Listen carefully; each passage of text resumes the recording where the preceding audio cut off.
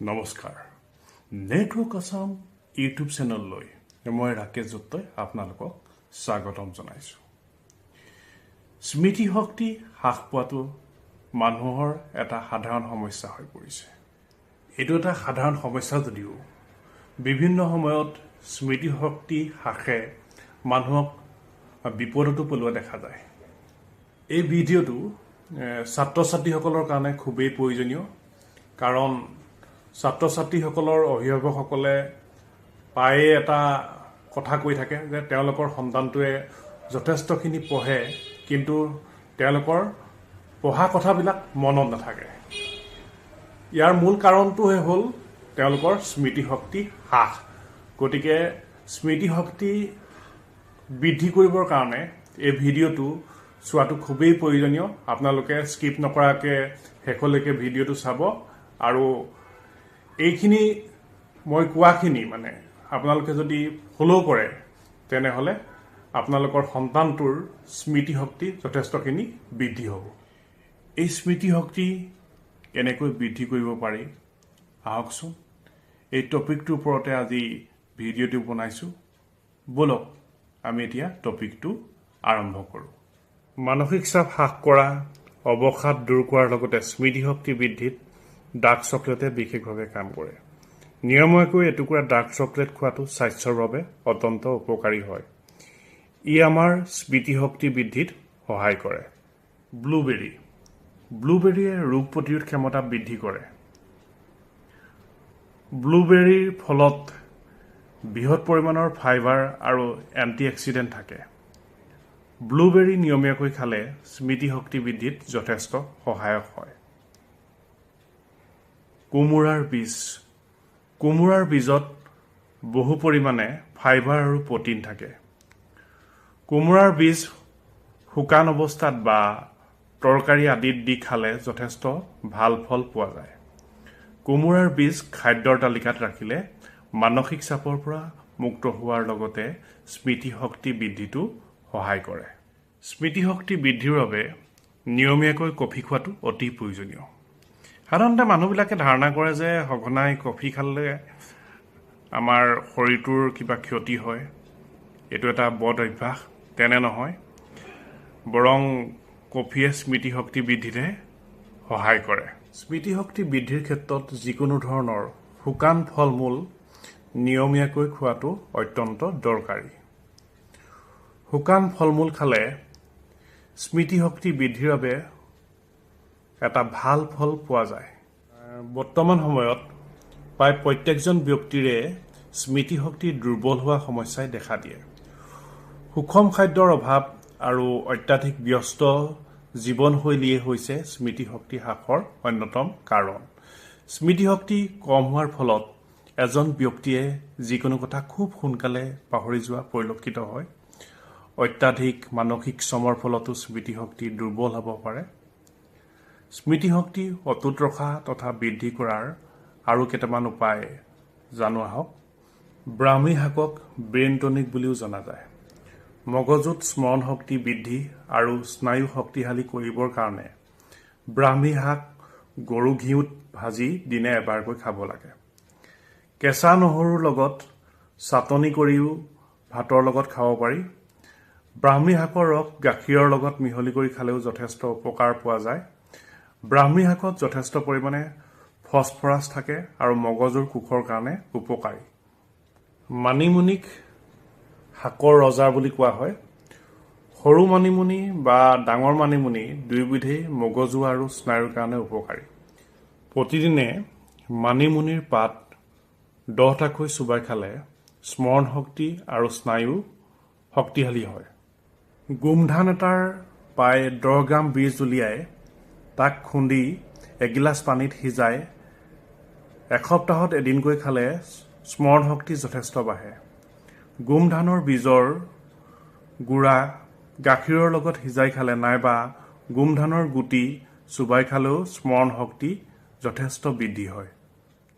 কলা তিলৰ লগতে বগা তিলে স্মৃতিশক্তি উন্নত কৰে, মস্তিষ্কৰ দক্ষতা উন্নত কৰে। ই মগজুক অধিক সতৰ্ক আৰু একাগ্ৰতা শক্তি প্ৰদান কৰে। তিলত vitamin K, A, C, B6, E, calcium, manganese, iron, zinc আদি উপাদানেৰে সমৃদ্ধ, যি মগজুৰ স্মৃতিশক্তি বৃদ্ধিত অতিকৈ উত্তম বুলি কোৱা হয়। সেউজীয়া ঘেঁহু পুলিৰ ৰস এচামুচকৈ প্ৰতিদিনে খালে স্মৃতিশক্তিৰ দুৰ্বলতা হ্ৰাস হয়। আনহাতে ধ্যানৰ অভ্যাস কৰিলেও মনৰ স্থিৰতা আৰু একাগ্ৰতা বৃদ্ধি হয়। 7টা তিয়াই থোৱা বাদামৰ বাকলি এৰুৱাই 4টা জালুকৰ সৈতে বটি 250 মিলিগ্ৰাম উতলা গৰম গাখীৰৰ সৈতে মিহলাই দি কিছু সময় গৰম কৰি এচামুচ ঘিউ আৰু 2 চামুচ চেনি মিহলাই ঠাণ্ডা কৰি প্ৰতিদিনে খালে স্মৃতিশক্তি প্ৰবল হ'ব। 15ৰ পৰা 49 দিনলৈ এই গাখীৰ খালে স্মৃতিশক্তি সবল হোৱাৰ উপৰিও শৰীৰো শক্তিশালী হ'ব। স্মৃতিশক্তি ভালে ৰাখিবলৈ গাখীৰৰ লগত প্ৰতিদিনে হালধি মিহলি কৰি খাব লাগে, কাৰণ গাখীৰৰ লগত হালধি নিয়মীয়াকৈ মিহলি কৰি খালে স্মৃতিশক্তি বৃদ্ধিত বহুখিনি সহায় হয়। প্ৰতিদিনে নিয়মীয়াকৈ শাৰীৰিক ব্যায়াম 1 ঘণ্টাকৈ কৰিলেও স্মৃতিশক্তি বৃদ্ধিত বহুখিনি সহায় হয়। যিমানেই আপুনি শিকাৰ প্ৰতি আগ্ৰহ বৃদ্ধি কৰিব, সিমানেই আপোনাৰ মগজু সক্ৰিয় হৈ থাকিব। ই হৈছে মস্তিষ্কৰ এটা উত্তম ব্যায়াম। এই অভ্যাসে আপোনাৰ স্মৰণ অথবা স্মৃতিশক্তি বৃদ্ধি কৰাত সহায় কৰিব। গান শুনিলে আমাৰ শৰীৰত খুব ভাল প্ৰভাৱ পৰে। ই আমাৰ মগজুৰ বিভিন্ন অংশক সক্ৰিয় কৰি ৰাখে। বিশেষকৈ গান শুনিলে আমাৰ ৰক্তচাপ, উদ্বেগ হ্ৰাস কৰি স্মৃতিশক্তি বৃদ্ধি কৰে। গৱেষণাত এই কথা প্ৰমাণ হৈছে যে যেতিয়া আপুনি কোনো সংকটৰ মাজেৰে দিন অতিবাহিত কৰিছে, সেই সংকট মোচনৰ বাবে যদি আপুনি গান শুনে, তেন্তে আপোনাৰ মস্তিষ্কৰ ডোপামিন নিঃসৰণ হ'ব আৰু আপোনাৰ মস্তিষ্ক ক্ৰমাৎ সুস্থ হৈ উঠিব। যদি আপুনি কোনো সমস্যাৰ মাজত সোমাই পৰিছে, তেন্তে আপুনি কিছুমান খেল খেলাৰ অভ্যাস গঢ়ি তোলক। ৰঙৰ সৈতে খেলাৰ লগতে কাগজত কিবা কিবি আঁকিবলৈ অভ্যাস কৰক। এই অভ্যাসেও আপোনাক স্মৃতিশক্তি বৃদ্ধি কৰিব। স্বাস্থ্যসন্মত খাদ্য খালে আমাৰ শৰীৰ সুস্থ হৈ থকাৰ লগতে মগজুৰ স্বাস্থ্যও সঠিক হৈ থাকিব। আমি হয়তো নাজানো যে স্বাস্থ্যকৰ আহাৰে পৰোক্ষভাৱে আমাৰ স্মৃতিশক্তিৰ ওপৰত অতি ভাল প্ৰভাৱ পেলায়। উল্লেখিত উপাদানসমূহে আমাৰ মগজুৰ স্মৃতিশক্তি তীব্ৰ কৰাত প্ৰচুৰ সহায় কৰে। বিশেষকৈ পুষ্টিকৰ খাদ্যই আমাৰ মগজুৰ বাবে খুবেই প্ৰয়োজনীয় উপাদান যোগান ধৰে। গতিকে স্মৃতিশক্তি বৃদ্ধিৰ বাবে মূলতঃ স্বাস্থ্যসন্মত আহাৰ গ্ৰহণ কৰিব লাগে। স্মৃতিশক্তি বৃদ্ধিৰ কাৰণে মাংসতকৈ মাছ খোৱাটো খুবেই প্ৰয়োজনীয়। বিশেষকৈ সৰু মাছ বেছিকৈ খালে স্মৃতিশক্তি বৃদ্ধি হয় বুলি কোৱা হয়। আৰু লগতে গৰুৰ গাখীৰ পানী নিদিয়াকৈ অৰ্থাৎ নিভেজালকৈ খালে আপোনাৰ স্মৃতিশক্তি বহুখিনি বৃদ্ধি হয় বুলি কোৱা হয়। দুশ্চিন্তাই মানুহৰ মগজুত প্ৰভাৱ পেলায়। সেয়ে দুশ্চিন্তা বাদ দি যোগাত্মক চিন্তা কৰক, কাৰণ আপুনি যোগাত্মক চিন্তা কৰিলেহে আপোনাৰ স্মৃতিশক্তি বৃদ্ধিত সহায়ক হ'ব। ফাষ্ট ফুডে আপোনাৰ স্বাস্থ্যৰ অৱনতি ঘটায় আৰু লগতে ইয়াৰ প্ৰভাৱ মগজুতো পৰে। সেয়েহে ফাষ্টফুড খোৱা অভ্যাস বাদ দিয়ক, নহ'লে আপোনাৰ স্মৃতিশক্তি বৃদ্ধিটো ই বাধা আৰোপ কৰিব পাৰে।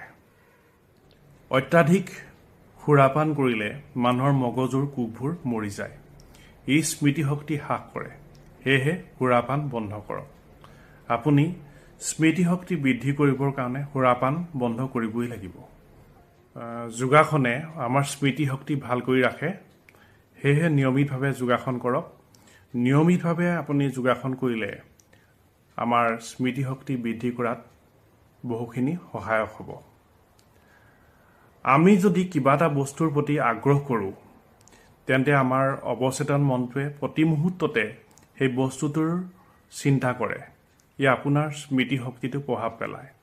এনে আগ্ৰহে আপোনাৰ স্মৃতিশক্তি বঢ়ায়।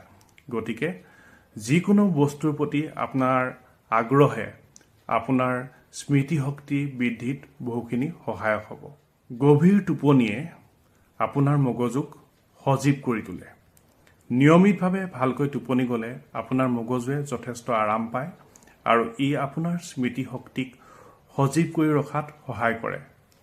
সেয়েহে নিতৌ 7 পৰা 8 ঘণ্টা শোৱাৰ অভ্যাস কৰিব লাগে। বন্ধুসকল, আপুনি আপোনাৰ স্মৃতিশক্তিক অধিক তীক্ষ্ণ কৰিবলৈ নতুন নতুন কিছুমান কৌশল বা অভ্যাস কৰিব লাগিব। নিয়মীয়াকৈ আপুনি কিতাপ পঢ়াৰ অভ্যাস কৰক, অথবা সাঁথৰ সমাধান কৰা, নতুন ভাষা এটা জনা, গান শুনা, খেলা ধূলা কৰা ইত্যাদিবিলাকে আপোনাৰ স্মৃতিশক্তি বৃদ্ধিত বহুখিনি সহায়ক হ'ব। বন্ধুসকল, স্মৃতিশক্তি কেনেকৈ বৃদ্ধি কৰিব পাৰি এই টপিকটোৰ ওপৰত বনোৱা ভিডিঅ'টো ইমানতে সামৰণি মাৰিছোঁ। ভিডিঅ'টো যদি আপোনালোকৰ ভাল লাগিলে তেন্তে ভিডিঅ'টো চাই আপোনালোকে কমেণ্ট কৰিব, লাইক কৰিব আৰু ভিডিঅ'টো বন্ধুসকলৰ লগত শ্বেয়াৰ কৰি দিব।